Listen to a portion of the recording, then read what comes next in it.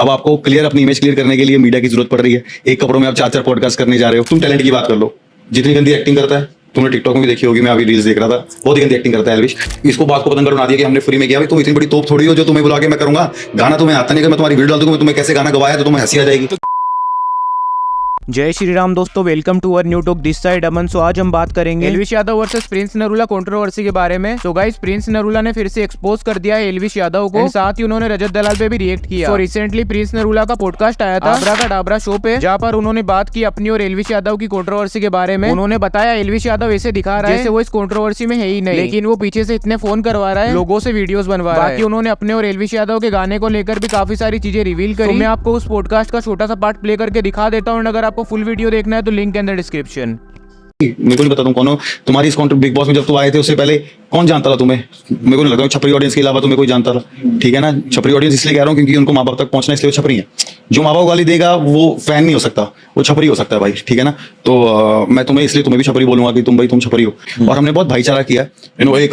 एक दो पॉडकास्ट में, एक तो एक ही कपड़ों में 4 पॉडकास्ट करके आ गया, ठीक है। पहले वो मीडिया से दूर भागता रहा कि मेरे को मीडिया की जरूरत नहीं है। अब आपको क्लियर अपनी इमेज क्लियर करने के लिए मीडिया की जरूरत पड़ रही है। एक कपड़ों में आप 4-4 पॉडकास्ट करने जा रहे हो कि ये दिखाने जा रहे हो कि हम दबे नहीं है, जबकि तुम्हें पता तुम दब चुके हो, तुम बाहर नहीं आ रहे हो, ठीक है। अब तुम्हें ये अपना ये नैरेटिव सेट करना पड़ रहा है कि भाई हम बदमाश हैं, नल्ले बदमाश हो तुम, ठीक है। तुम घर से निकलते नहीं हो, तुम पुलिस कंप्लेंट करने जा रहे हो कि हमें थ्रेट है, ठीक है ना। या तो तुम उतना जोर दिखाओ जितना तुम्हारे में है।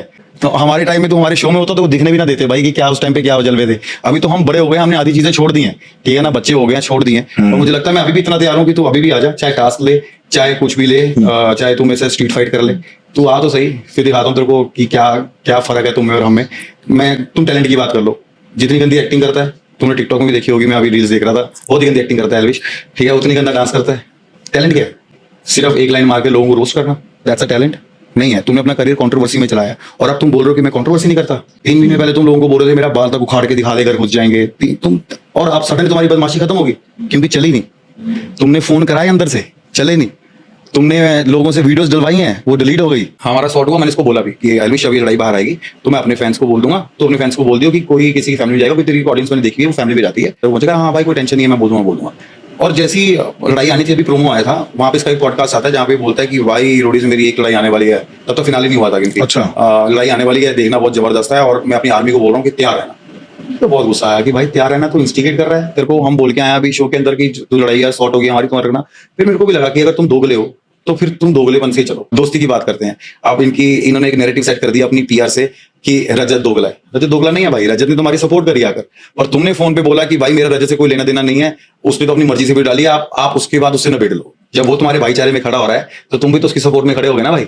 जब हमारे वैसे किसी बंदे ने फोन किया था, उन्होंने ऐसे बोल दिया कि मेरी तो कोई लड़ाई नहीं है, रजत ने बोली रजत को देख लो। तुम उसको भी बोल रहे होगा भाई वो तो अपनी दोस्ती निभा रहा है, ठीक है, तुमने निभा रहे। अब इसने कहीं पॉडकास्ट में जाके बोला कि मैंने तो फ्री में गाना किया। अबे भाई मैं फ्री में तेरे कॉन्सर्ट पे भी आया था फ्री में, जबकि तू कुछ भी नहीं था और मैं बहुत कुछ जीता हुआ था। जब तुम मुझे बुला रहे थे तुम मेरे को स्टोरियों में टैग कराते थे, हम स्टोरी भी पेड होती है भाई, तो मैं बता दूं वो भी उसके पैसे होते हैं, हमने कोई चार्ज नहीं किया तुमसे, ठीक है। और तुम्हारे पॉडकास्ट में भी आया था, 2 बार अपनी टिकट खर्च के आया हूं, तुमसे नहीं कराया, और तुम्हारे आने का सारा खर्चा मैंने दिया है।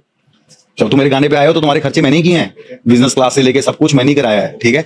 पर जब मैं तुम्हारे पॉडकास्ट में आऊं तुम अपनी टिकटें करा के आऊं, तुम्हें टिकट भी नहीं खर्चने दी, ये फर्क है तुम में और मेरे में, ठीक है। तो ये मत बोलो कि फ्री में किया था, क्योंकि हमारी दोस्ती थी, तुम्हें गाना अच्छा लगा था तो मैंने कहा था कि तू भी कर ले। इसको बात को पतंग बना दिया कि हमने फ्री में किया। भाई तुम इतनी बड़ी तोप थोड़ी हो जो तुम्हें बुला के मैं करूंगा गाना, तुम्हें आता नहीं कि मैं तुम्हारी वीडियो डाल दूंगा, तुम्हें कैसे गाना गवाया तो तुम्हें हंसी आ जाएगी, ठीक है ना। कि एक लाइन को 4 घंटे लगते थे। और मैं तुम्हें एक बात बता दूं एल्विश मेरे भाई, कि जब तू ये टिकटॉक की वीडियो बना रहा था ना और इन सारे शोज को डिस मार रहा था कि मैं इस शोज में जाने की तैयारी कर रहा था कि मैं कभी जाऊंगा ताकि तू इस डिस मार रहा था, तब मैं सारे शो जीत चुका था।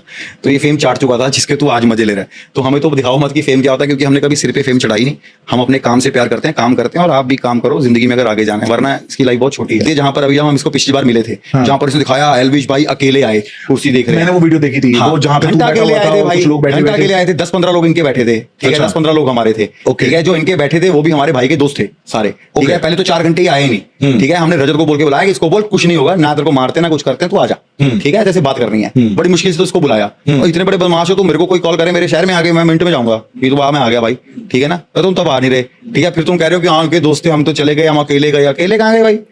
अकेले तो तुम कभी ना आते तुम्हारे दोस्त थे, तुम बैठे थे वहां पर, और इसलिए क्योंकि उन्होंने भी कहा था कि आजा हम बैठ के निबेड़ा कराएंगे, और मैंने भी उस टाइम, मेरे दोस्त आते मारने को, भाई उस टाइम ना हाथ चक लेते अगर मारना होता। हमने बोला कि यार मार पिटाई पे नहीं जाना, जो बात है खत्म करते हैं, यहाँ से खत्म करके जाएंगे। भाई छपरीपन छोड़, थोड़ी समझ लेके आ। सो गाइस, इस मैटर को लेके आपका क्या ओपिनियन है हमें कमेंट करके जरूर से बताना, और इसी तरह YouTube कम्युनिटी से रिलेटेड इंटरेस्टिंग न्यूज देखने के लिए चैनल को सब्सक्राइब करके बेल आइकन भी दबाना। मिलते हैं नेक्स्ट वीडियो में।